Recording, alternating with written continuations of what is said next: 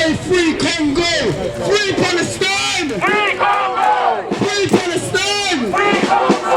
free Palestine, Free Congo! free Palestine, Free Roman Palestine! free Palestine, Free Palestine! free Palestine, Free Palestine! in our thousands, in our millions, We are all Palestinians! in our thousands, in our millions, We are all Palestinians! in our thousands, in our millions. We are all Palestinians!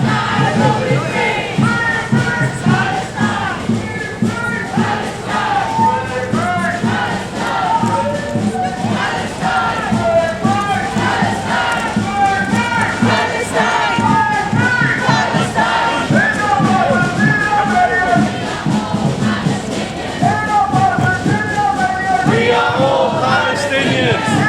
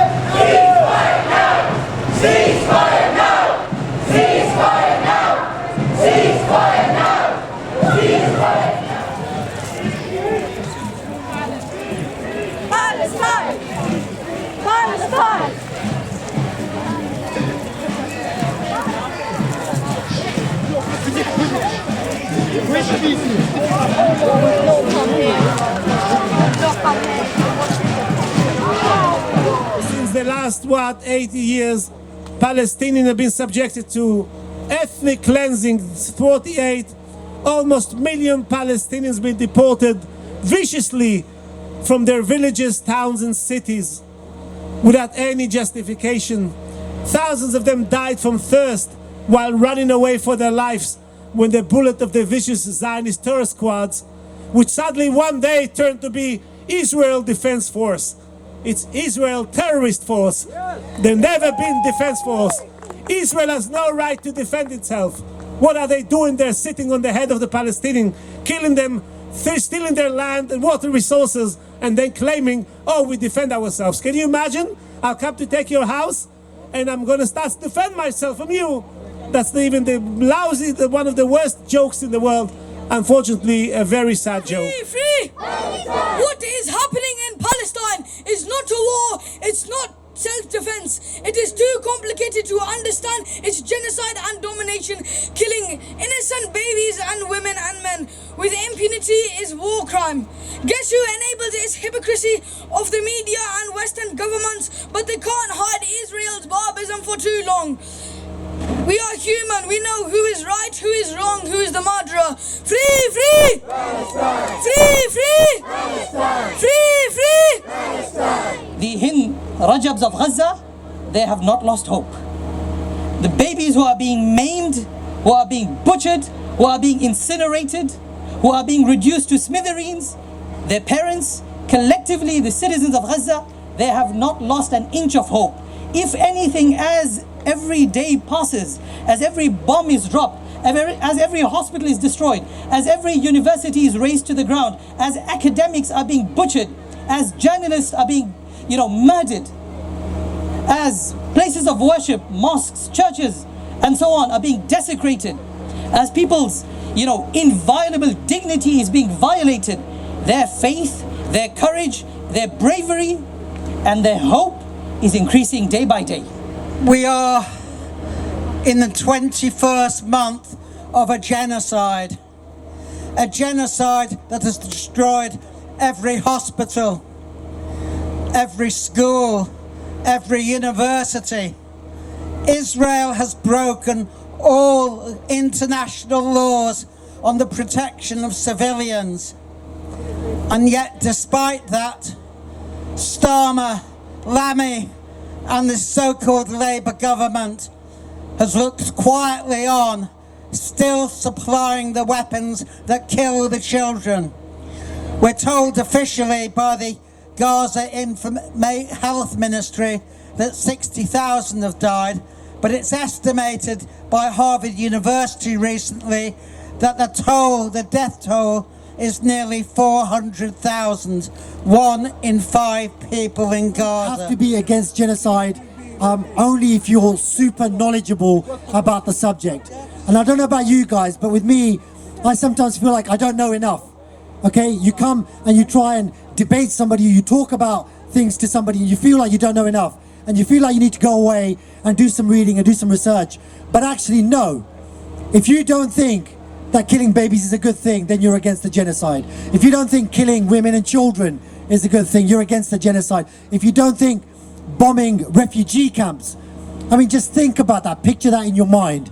A refugee camp, somebody who's been driven out of their own home has forced to find shelter in a refugee camp with thousands of other people, no running water, no good decent sanitation, no expectation of when food's gonna arrive. You guys, you already know what you're gonna have for dinner tonight. Just imagine being there with your wife, with your kids, young children, babies, and you're there and you're just trying to make the best of it. You're just trying to survive. And then out of the sky drops many 2,000-pound bombs incinerating you. I always dream of a life as clear as the serenity of the sky, and a heart beating with love and optimism. Why our smiles do not bloom like the flowers? Let us fly freely as those butterflies, satisfied, colourful and flapping sky high, away from worries, anxieties and sorrows. From the beginning of our protest, we have always been clear in our demands: an immediate and permanent ceasefire, and for our government to stop arming Israel. Throughout the last 18 months, the government has done all it can to silence our movement, calling us hate marches when hundreds of thousands are on the street of London, marching for peace and for justice. I've been on those marches. They are the most peaceful marches I have ever been on. We have fewer arrests at our marches in London than at a football match. They are not hate marches. They've attempted to disrupt national demonstrations and stop us from protesting. They've arrested and attempted to intimidate those leading our movement, and now they are attempting to prescribe Palestine action. This is not just a call to action. This is our last stand for humanity in a world where every life should have equal value. Humanity above weapons. Humanity above violence. Humanity above hate. Humanity above fear. Humanity above all. The only way forward is together. And together, humanity will emerge victorious. Free Palestine! Free, free! Free, free! Free, free! We've come up from Cambridge. I don't know if many people know about how complicit Cambridge has been in the 107 years of genocide. Because it's not 76, 77, 78. It is 107 years of genocide. 107 years since that Balfour Declaration with a British mandate where they gave land that wasn't theirs. Balfour developed his ideology in Cambridge, at Cambridge University. Not many people actually realise that. That is where he developed his ideology that then turned into the Balfour Mandate that we now know and that we're suffering from. From doing that, Cambridge University is still propping up the Zionist system. They are deeply invested in the Zionist system. They develop the tech. They develop the weapons. They develop the metal that is on the tanks that are being used. For within 50 kilometers of where I'm standing right now, there are 3 Elbit sites. 3 of them. Think of it. They're trying their utmost to prevent us Palestinians from calling for our human rights. And because the politicians, or shall I say the rulers, are not doing anything effective, Palestinians are taking it upon themselves to stop the bloodshed. For they are the ones that have lost family. And for they are the ones that are being branded as a terrorist? Really? Shame on you. I mean it, shame on you. Don't be afraid to say it. The Palestinians have their full protected right to engage in armed resistance as they do 600 days on, as they stare the occupier dead in the eye. If the Palestinians in Gaza don't retain fear, why do we? Free Palestine.